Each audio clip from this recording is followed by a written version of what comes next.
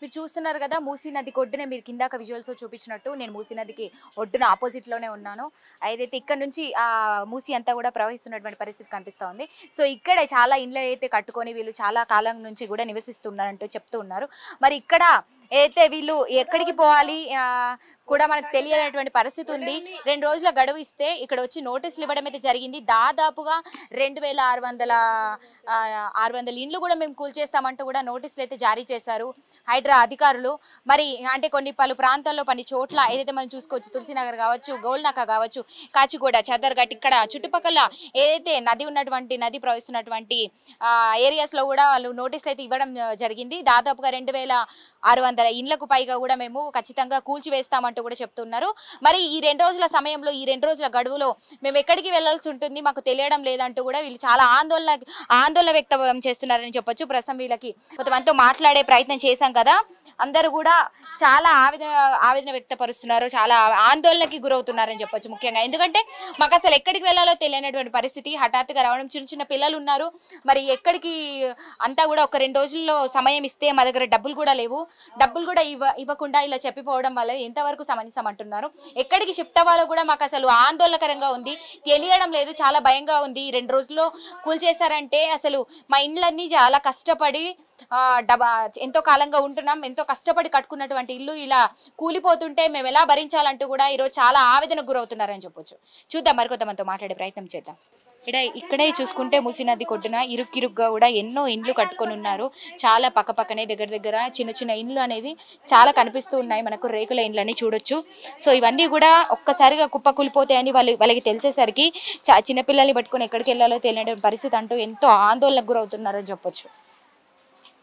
మరి చూడాలి, వీళ్ళు నోటీస్ ఇచ్చిన ప్రకారం 2 రోజుల్లో కూల్చివేస్తే మరి వీళ్ళని ఎక్కడికి పంపిస్తారు అన్నది కూడా చూడాల్సిన అవసరం ఎంతైనా ఉంది.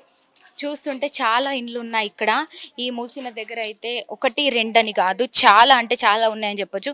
మరి ఇండ్లన్నీ కూడా కుప్పకూలిపోతాయా, ధ్వంసం చేస్తారా? ఇక్కడ చూడొచ్చు చిన్న చిన్న రేకులతో కట్టుకున్నటువంటి ఇండ్లు అన్నది వీళ్ళకి ఎంతో ఆందోళనకరంగా ఉంది. అసలు ఎవరి ఇల్లు పోతుంది, ఎవరి ఇల్లు పోదు అన్నట్టుగా ఒక టెన్షన్లో అయితే వీళ్ళు ఉంటున్నారు.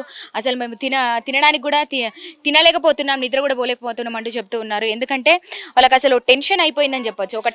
ఒక హై టెన్షన్లో ఉన్నారు అందరూ. ఈ 2 రోజులలో మా పరిస్థితి ఏంది, మేము ఎక్కడ వెళ్ళాలంటూ ఎంతో ఆందోళనకు గురవుతున్నారని చెప్పొచ్చు. అక్కడ చూపించవచ్చు చాలా ఇల్లు చిన్న చిన్నగా ఇరుక్కిరుగ్గా ఎంతో దగ్గరగా కట్టుకొని ఉంటున్నారు వీళ్ళందరూ కూడా. ఇక్కడ బస్తీవాసులు కష్టపడుతూ రోజుకు 200 కూలీ చేసుకుంటూ మేము బ్రతుకుతున్నాం, మరి ఇప్పటికిప్పుడు వెళ్ళిపోమంటే మా పరిస్థితి ఏందంటే క్వశ్చన్ చేస్తున్నారు. చూడాలి మరి ప్రభుత్వం వీళ్ళకి బస్తీవాసులకి ఎలాంటి న్యాయం చేస్తుంది. ఏదైతే గత ప్రభుత్వంలో ఉన్నటువంటి 40,000 ఇండ్లలోకి ఇక్కడ ఉన్నటువంటి బస్తీవాసుల్ని పంపిస్తుందా, షిఫ్ట్ చేయిస్తుందా, లేదంటే వీళ్ళకు మరింత గడువు పొడిగిస్తుందా, లేదంటే ఏమైనా మనీ సహాయం చేస్తుందా, మరి వీళ్ళకు దారిని చూపిస్తుందా, లేదంటే ఏం చేస్తుంది, ఈ 2 రోజుల్లో చూడాల్సినటువంటి అవసరం ఎంతైనా ఉందని చెప్పొచ్చు. ఎందుకంటే మనం ఇక్కడ నుంచి కూడా మూసి ఒడ్డున చాలా ఇండ్లు ఉన్నాయని చెప్పొచ్చు, కనిపిస్తున్నాయి. ఇక్కడ నుంచి ఒక్కసారి జూమ్ అవుట్ లో తీసుకోండి, అక్కడ నది ప్రవహిస్తుంది, ఇక్కడ ఎన్నో ఇండ్లు ఉన్నాయి. మరి ఇండ్లన్నీ పోతాయా? వీళ్ళు చాలా హై టెన్షన్ లో కనిపిస్తూ ఉన్నారు. చూడాలి 2 రోజుల్లో ఏం జరగబోతుందని.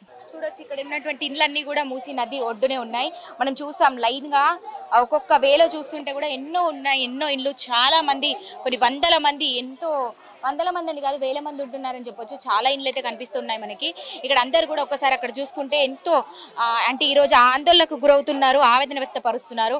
మా పరిస్థితి ఏందంటూ అడుగుతూ ఉన్నారు. చూద్దాం మరికొంతమందితో. ఇక్కడ చూసుకోవచ్చు చాలా మంది ఒక్కసారిగా ఏం చేయాలో అర్థం కానటువంటి పరిస్థితిలో పడ్డారని చెప్పొచ్చు. చాలా మంది ఎంతో ఆవేదనకు గురవుతున్నారు. చాలా మంది గుంపు గుత్తగా కూడా ఎంతో పోగాయి.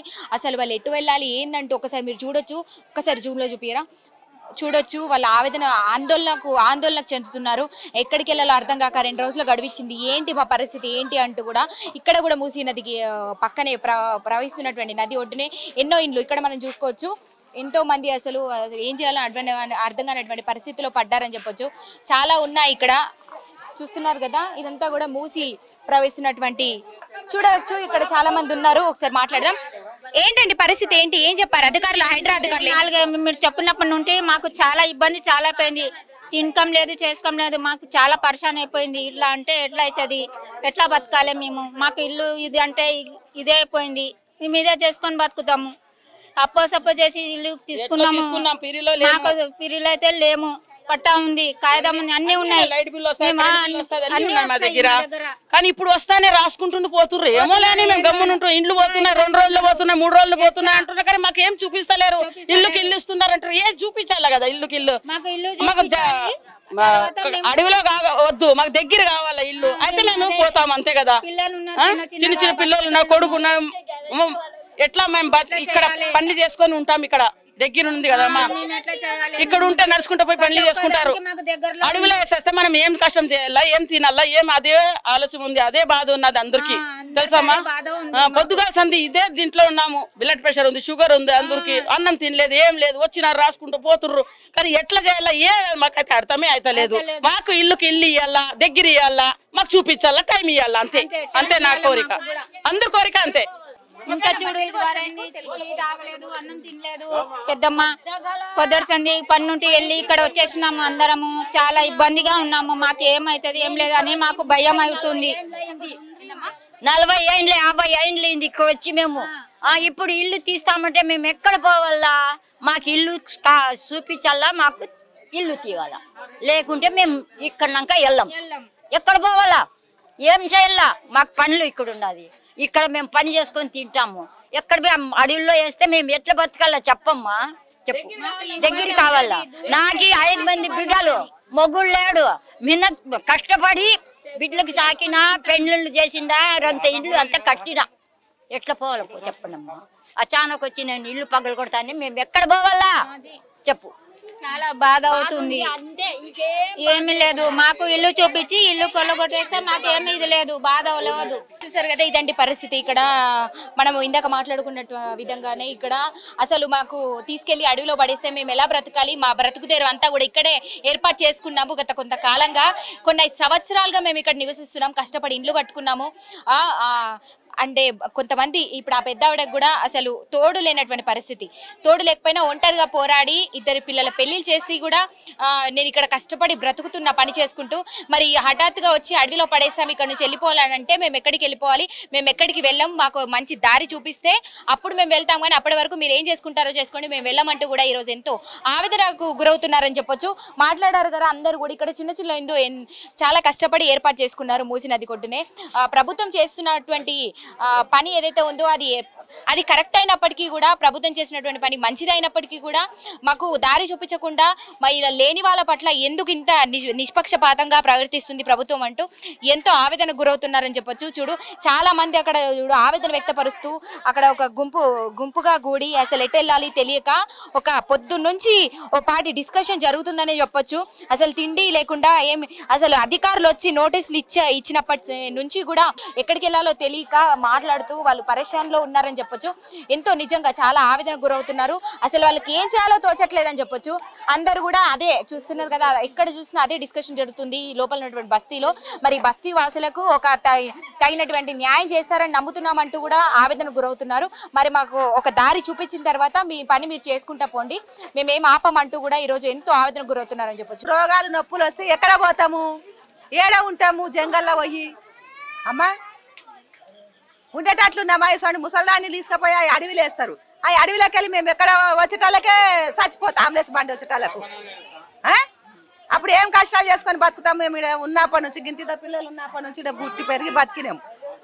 ఇప్పుడు కొండపోయి ఏనో మీరు వారేస్తామంటే ఏడపోయి ఉండుము. అమ్మా ఇస్తే ఇక్కడనే ఎన్నైనా సీట్లు ఇవ్వాలి కదా బిడ్డ. అట్లా వేసి ఇండ్లు కూలగొట్టురు మీరు. అమ్మా అట్లా ఇండ్లు ఇచ్చి మీరు బిల్డింగ్లు కూలగొట్టి బిల్డింగ్లు అలా పెడతారా? మీరు ఏ మేడల మీద పెడతారా? అప్పుడు మీరు పెట్టుర్రి. ఉట్టిగా మీకు ఇండ్లు ఇచ్చి మార్కులు వేసి అవి ఇచ్చి ఇవి ఇచ్చి మమ్మల్ని ఏం చేద్దామంటున్నారు? అమ్మా ఎవరైనా ఓట్ల పూర్తి వస్తారు, ఓటు వేయించుకుంటారు, అవతల పోతారు. మళ్ళా ఎవరు ఇక్కడ రారు కూడా. ఇది 4 గంటలకు ముందు సబ్జీ కూడా కట్టిస్తామన్నారు, మీటింగులు పెట్టిండ్రు, అన్ని అన్నారు.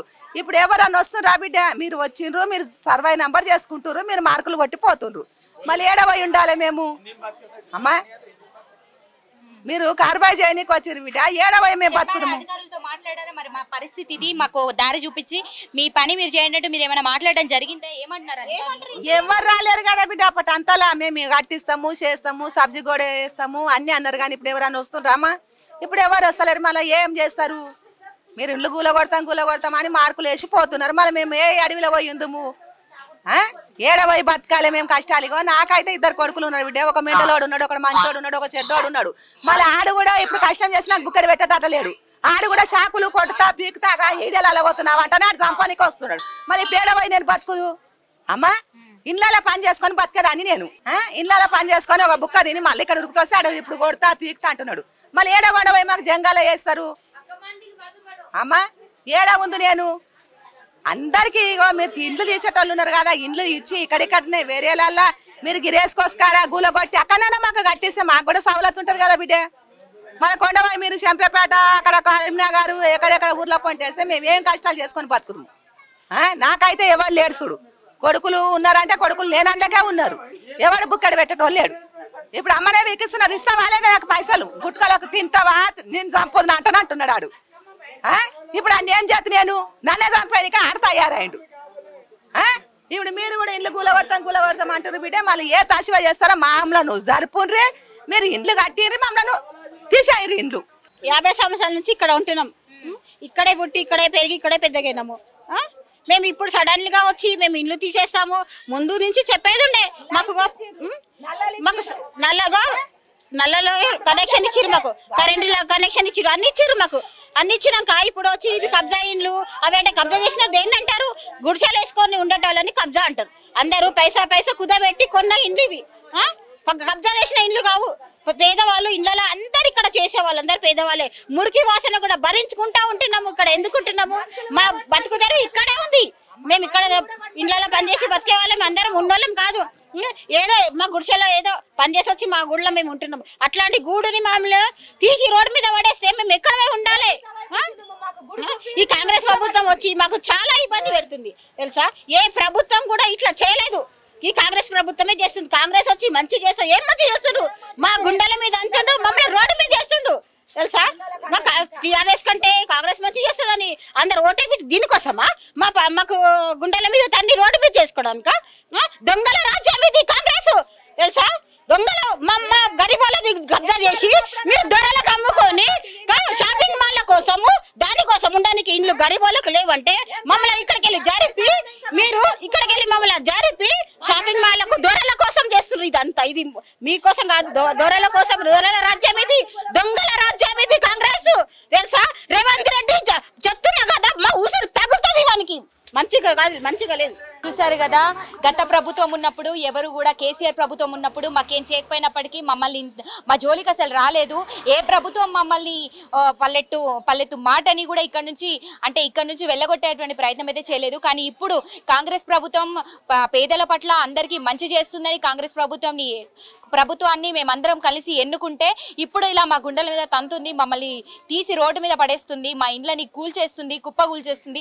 చిన్నపిల్లల్ని పట్టుకొని ఎక్కడికి వెళ్ళాలి, మా ఉసురు ఖచ్చితంగా తగులుతుందంటూ ఈరోజు వాళ్ళు ఎంతో బాధ, వాళ్ళ గోడు చెప్పుకుంటూ వాళ్ళు ఎంతో ఆవేదనకు గురవుతున్నారని చెప్పొచ్చు. చూస్తున్నారు కదా, మరి నిజంగా ఈ కాంగ్రెస్ ప్రభుత్వం పేదల పట్ల ఎందుకు ఇంత పక్షపాతంగా ఉంటుందని కూడా వాళ్ళు ఈరోజు ప్రశ్నిస్తున్నటువంటి పరిస్థితి. ఇది ప్రజల నుంచి వస్తున్నటువంటి మాట. కాంగ్రెస్ ప్రభుత్వం దొరల రాజ్యం, దొంగల రాజ్యం అంటూ ఈరోజు వాళ్ళు ఎంతో నినాదాలు చేపడుతున్నారు. మరి వాళ్ళ పట్ల కాంగ్రెస్ ప్రభుత్వం నిజంగా ఇప్పుడు వాళ్ళ గురించి ఆలోచిస్తే మంచి చేస్తుందంటూ నమ్ముతున్నారు. మరి వీళ్ళకు దారి చూపిస్తుందా ప్రభుత్వం, లేదంటే వీళ్ళని ఏం చేస్తుంది? నిజంగానే రోడ్డు మీదకి ఈడుస్తుందా? చూడాల్సినటువంటి అవసరం ఎంతైనా ఉందని చెప్పొచ్చు.